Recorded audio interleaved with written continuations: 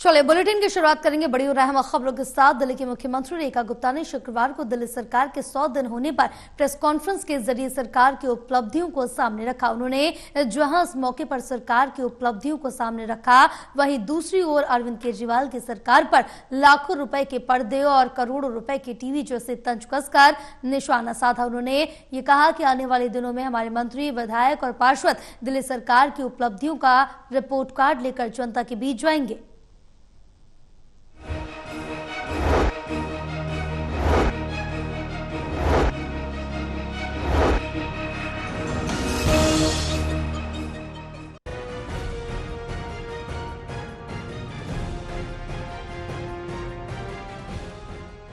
दिल्ली की मुख्यमंत्री रेखा गुप्ता सरकार को 100 दिन पूरे हो गए हैं। इस मौके पर दिल्ली की मुख्यमंत्री रेखा गुप्ता ने कई मंत्रियों के साथ सरकार का रिपोर्ट कार्ड पेश किया। इस मौके पर उनके साथ शिक्षा मंत्री आशीष सूद, कैबिनेट मंत्री कपिल मिश्रा और रविंद्र इंद्राज मौजूद रहे। दिल्ली सरकार के रिपोर्ट कार्ड को सामने रखते हुए मुख्यमंत्री रेखा गुप्ता ने कहा कि दिल्ली सरकार की उपलब्धियों को दिल्ली सरकार के मंत्री, सांसद और पार्षद दिल्ली की 70 विधानसभा में अलग अलग इलाकों में लेकर जाएंगे। उन्होंने कहा कि हमारे सभी मंत्री और विधायक और पार्टी पदाधिकारी न केवल 100 दिनों के काम का ब्यौरा देंगे, बल्कि आने वाले दिनों में सरकार की रूपरेखा को भी सामने रखेंगे। ये 100 दिन हमने जनहित के कार्यों में लगाए और इन सभी कार्यों को हम अपनी सभी 70 विधानसभाओं में अगले आने वाले 10 दिन में लेके जाएंगे। हर एक विधानसभा पर बड़े कार्यक्रम, हर वार्ड पे बड़े कार्यक्रम, जिनमें हमारे दिल्ली के केंद्र सरकार के मंत्री, हमारे सांसद, हमारी दिल्ली सरकार के मंत्रीगण, हमारे विधायक, निगम पार्षद पहुंच करके न केवल अपने 100 दिन के कार्यों का ब्यौरा देंगे, बल्कि आने वाले समय के लिए भी जनता के सुझाव, योजनाओं को भी लेंगे। दिल्ली की मुख्यमंत्री रेखा गुप्ता ने ये भी कहा कि कल 31 मई को दिल्ली सरकार अपने 100 दिनों का रिपोर्ट कार्ड जनता के सामने रखेगी। ये कार्यक्रम दिल्ली के जवाहरलाल नेहरू स्टेडियम में आयोजित किया जाएगा। दिल्ली की मुख्यमंत्री रेखा गुप्ता ने ये भी कहा कि प्रधानमंत्री नरेंद्र मोदी के नेतृत्व में दिल्ली की सरकार ने कई जनहित कार्य योजनाओं को लागू किया। इस मौके पर दिल्ली की मुख्यमंत्री रेखा गुप्ता ने पिछली अरविंद केजरीवाल सरकार पर क्या कहकर निशाना साधा, ये आप खुद सुन लीजिए।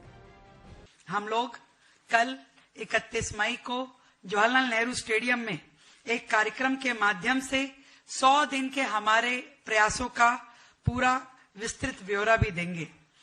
आज जो दिल्ली में सरकार है, केंद्र में हमारी सरकार के साथ ताल में ताल मिलाकर के काम कर रही है।